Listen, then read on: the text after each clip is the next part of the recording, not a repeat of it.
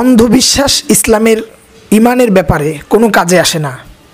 আপনি একটা জিনিস শুনেছেন, সেটা আমল করেছেন না, এটা হচ্ছে অন্ধবিশ্বাস, অন্যের চোখে নিজের পথ চলা। তো ইসলাম বুঝতে হলে নিজেদেরকে স্টাডি করতে হবে, লেখাপড়া করতে হবে, ইসলাম সম্পর্কে, ইসলামের সম্পর্কে ভালোভাবে বুঝতে হবে। তাহলে না আপনি ইসলাম নিয়ে কিছু কথা বলতে পারবেন। কিন্তু সমাজের মধ্যে ইসলাম সম্পর্কে অজ্ঞ মানুষের সংখ্যা খুবই বেশি। তারা শুধু মানুষেরটা শুনে তারপরে তারা মতামত দেয়। কিন্তু রাসূল সাল্লাল্লাহু আলাইহি ওয়াসাল্লাম বলছে, কাফাবিল মারই কাযিবান আয়ু হাদ্দিসা বিকুল্লি মা সামিআন। মিথ্যা হওয়ার জন্য, মিথ্যা সাব্যস্ত হওয়ার জন্য শোনাই যথেষ্ট।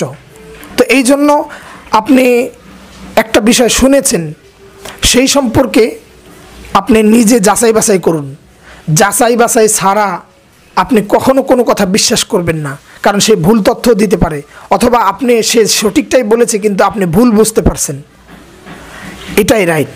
তো এই জন্য ইসলাম সম্পর্কে অন্ধ না থেকে ইসলাম সম্পর্কে জানুন, চোখ কান খোলা রেখে লেখাপড়া করুন।